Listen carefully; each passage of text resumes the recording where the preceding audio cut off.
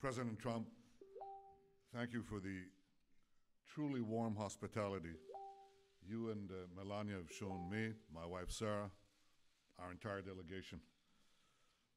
I deeply value your friendship. To me, to the State of Israel, it was so clearly evident in the words you just spoke. Israel has no better ally than the United States. And I want to assure you, the United States has no better ally than Israel. Our alliance has been remarkably strong, but under your leadership, I'm confident it will get even stronger. I look forward to working with you to dramatically upgrade our alliance in every field, in security, in technology, in cyber and trade, and so many others, and I certainly welcome your forthright call to ensure that Israel is treated fairly in international forums and that the slander and boycotts of Israel are resisted mightily by the power and moral position of the United States of America. As you have said, our alliance is based on a deep bond of common values and common interests. And increasingly, those values and interests are under attack by one malevolent force: radical Islamic terror. Mr. President, you've shown great clarity and courage in confronting this challenge head on. You call for confronting Iran's terrorist regime, preventing Iran from realizing this terrible deal into a nuclear arsenal. And you have said that the United States is committed to preventing Iran from getting nuclear weapons. You call for the defeat of ISIS. Under your leadership, I believe we can reverse the rising tide of radical Islam. And in this great task, as in so many others, Israel stands with you, and I stand with you. Mr. President, in rolling back militant Islam, we can seize an historic opportunity. Because for the first time in my lifetime, and for the first time in the life of my country, Arab countries in the region do not see Israel as an enemy, but increasingly as an ally. And I believe that under your leadership, this change in our region creates an unprecedented opportunity to strengthen security and advance peace. Let us seize this moment together. Let us bolster security. Let us seek new avenues of peace.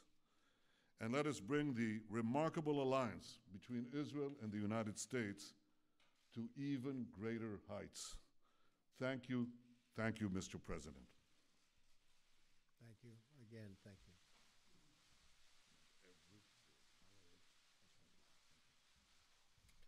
We'll take a couple of questions. David Brody, that's Christian Broadcasting. David? Thank you, Mr. President, Mr. Prime Minister. Both of you have criticized the Iran nuclear deal and at times even called for its repeal. I'm wondering if you're concerned at all as it relates to not just the National Security Advisor, Michael Flynn, who is recently no longer here, but also some of those events that have been going on with communication in Russia, if that is going to hamper this deal at all and whether or not it would keep Iran from becoming a nuclear state. And secondly, on the settlement issue, are you both on the same page? How do you exactly term that as it relates to the settlement issue? Thank you. Michael Flynn, General Flynn, is a wonderful man. I think he's been treated very, very unfairly by the media, as I call it, the fake media in many cases. And I think it's really a sad thing that he was treated so badly. I think in addition to that, from intelligence, papers are being leaked, things are being leaked. It's criminal action, criminal act. And it's been going on for a long time, before me, but now it's really going on. And people are trying to cover up for a terrible loss that the Democrats had under Hillary Clinton. I think it's very, very unfair what's happened to General Flynn, the way he was treated, and the documents and papers that were illegally, I stress that, illegally leaked. Very, very unfair. As far as settlements, I'd like to see you hold back on settlements for a little bit. We'll work something out, but I would like to see a deal be made. I think a deal will be made. I know that every president would like to. Most of them have not started till late because they never thought it was possible. And it wasn't possible because they didn't do it. But Bibi and I have known each other a long time. A smart man, great negotiator, and I think we're going to make a deal. It might be a bigger and better deal than people in this room even understand. That's a possibility. So let's see what we do. Let's try it. Doesn't sound too optimistic, but that's he's a good negotiator. That's the art of the deal. I also want to thank Sarah. Could you please stand up? You're so lovely, and you've been so nice to Melania. I appreciate it very much.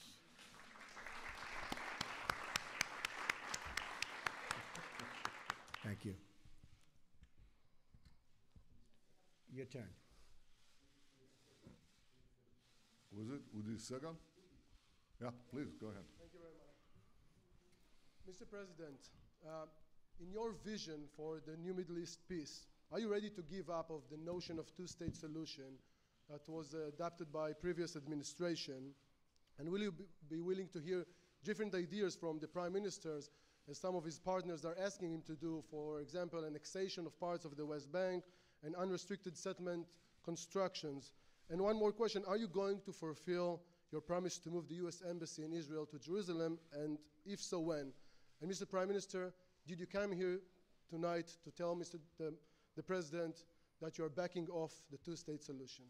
Thank you. So I'm looking at two-state and one-state, and I like the one that both parties like. I'm very happy with the one that both parties like. I can live with either one.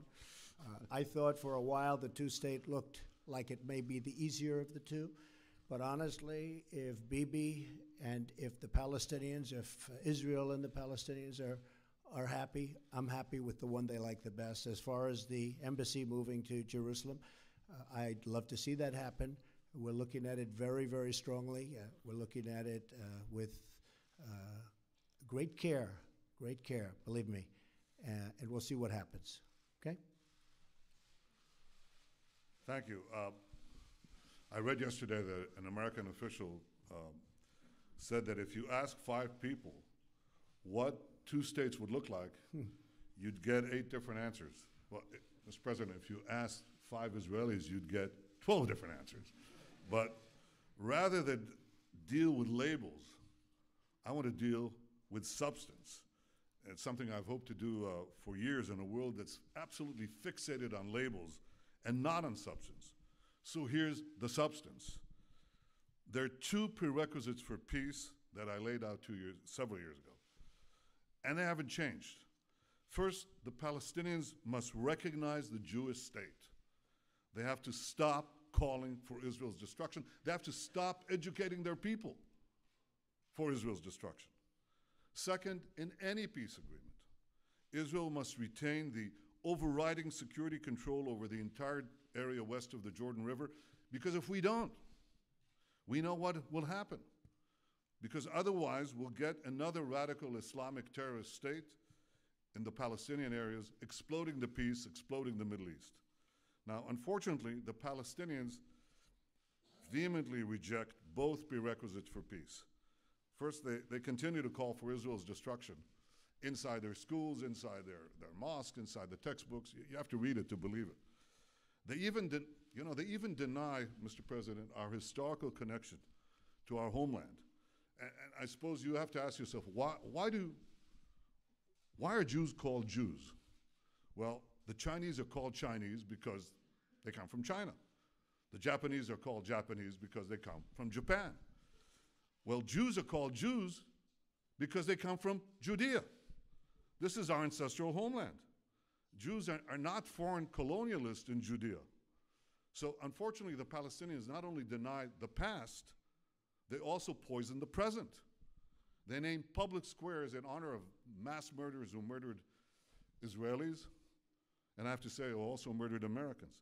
They pay monthly salaries to the families of murderers, like the family of the terrorist who killed Taylor Force, a wonderful young American, a West Point graduate, who was stabbed to death while visiting Israel.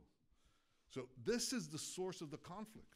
The persistent Palestinian refusal to recognize a Jewish state in any boundary, this persistent rejectionism, that's the reason we don't have peace. Now that has to change. I want it to change. Not only have I not abandoned these two prerequisites of peace, they become even more important because of the rising tide of fanaticism that has swept the Middle East and has also, unfortunately, infected Palestinian society. So I want this to change.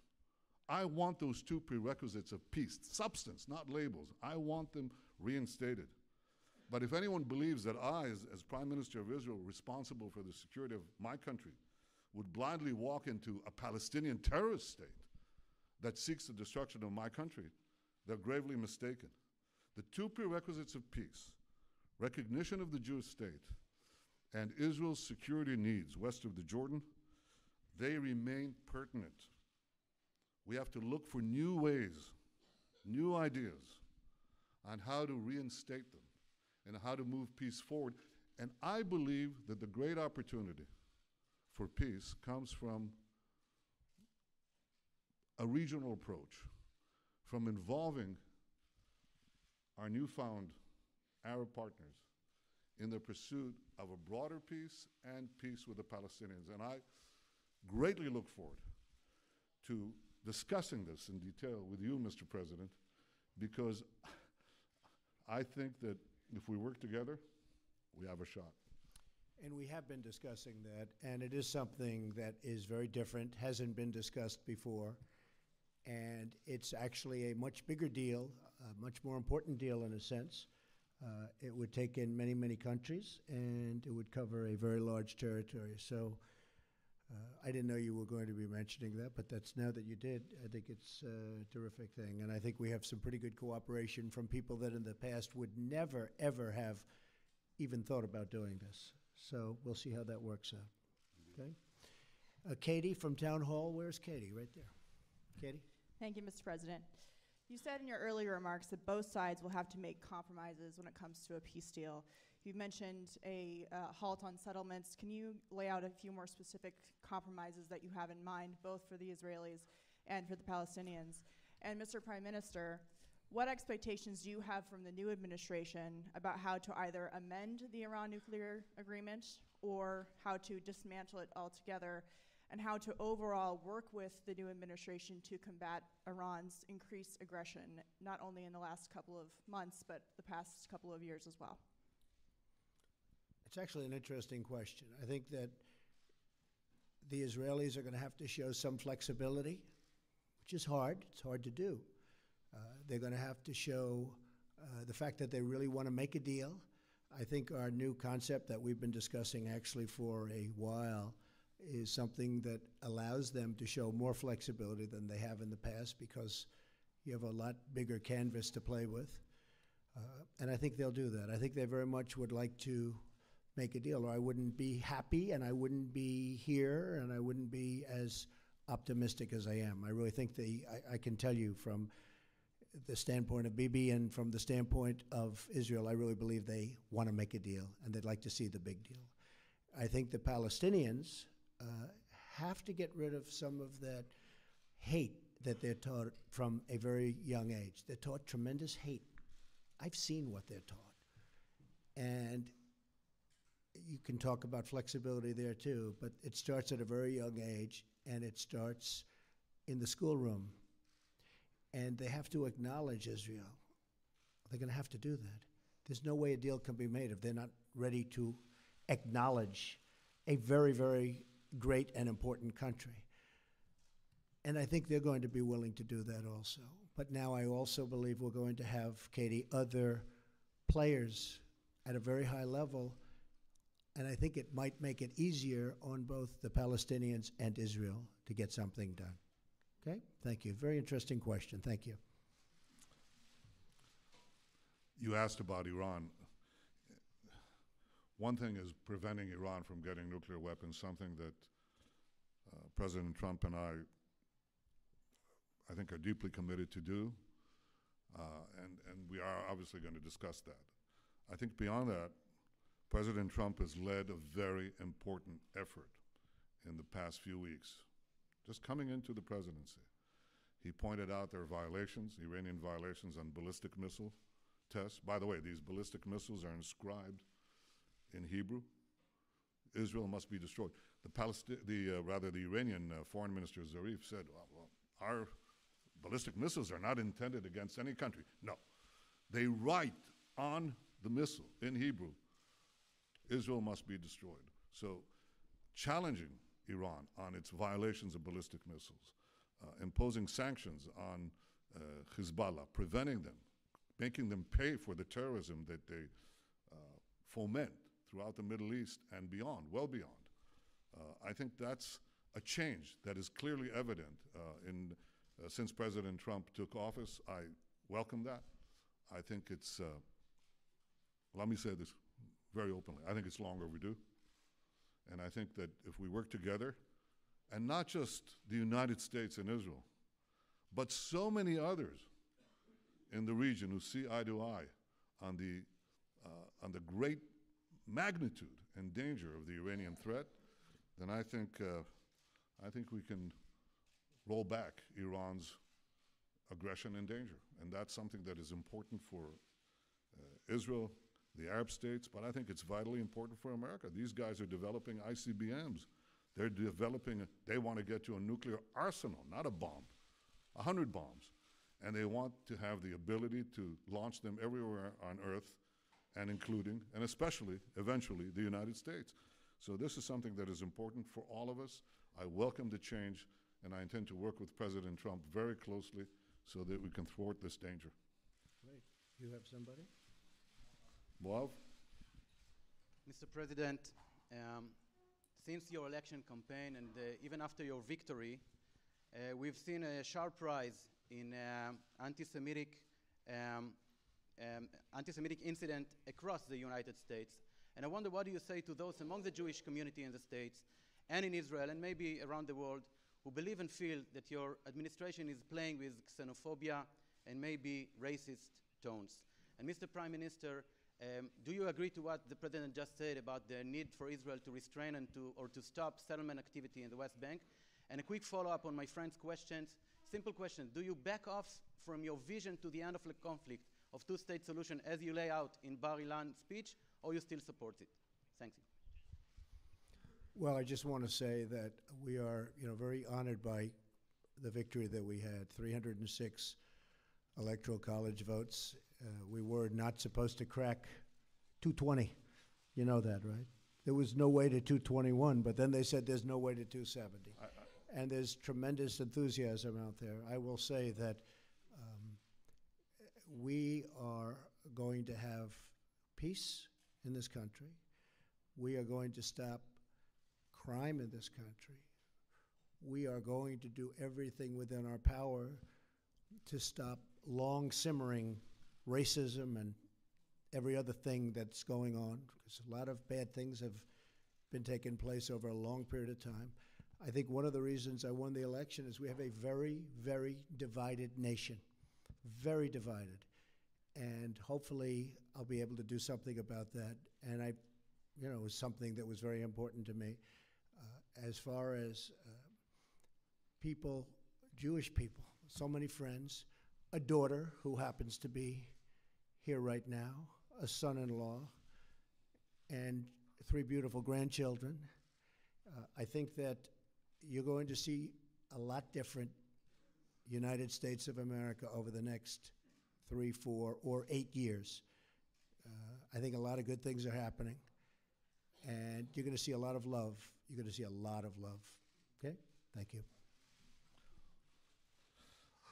I believe that the issue of the settlements is not the core of the conflict, nor does it really drive the conflict. I think it's an issue. It has to be resolved in the context of peace negotiations. And I think we also are going to speak about it, President Trump and I, so we can arrive at an understanding, so we don't keep on bumping into each other all the time on this issue, and we're going to discuss this. on the question you said, you just came back with your question to the problem that I said. It's the label. What does Abu Mazen mean by two states, okay? What does he mean? A state that doesn't recognize the Jewish state, a state that basically is open for attack against Israel? You know, what are we talking about? Are we talking about Costa Rica, or are we talking about another Iran? So obviously it means different things. I told you what are the conditions that I believe are necessary for an agreement. It's the recognition of the Jewish state, and it's Israel's security control of the entire area. Otherwise, we're just fantasizing. Otherwise, we'll get another failed state, another terrorist Islamist dictatorship that will not work for peace, but work to destroy us, but also destroy any hope for a peaceful future for our people. So I've been very clear about those conditions, and they haven't changed. I haven't changed. If you read what I said 8 years ago, it's exactly that. And I repeated that again and again and again. If you want to deal with labels, deal with labels. I'll deal with substance. And finally, if I can respond to something that I know from personal experience. I've known President Trump for many years. And to allude to him, or to his people, his team, some of whom I've known for many years too. Can I reveal, Jared, how long we've known you? Well, he was never small. He was always big. He was always tall. But I've known the president, and I've known his family and his team for a long time. And there is no greater supporter of the Jewish people and the Jewish state than President Donald Trump. I think we should put that to rest. Thank you very much. Very nice. I appreciate that very much.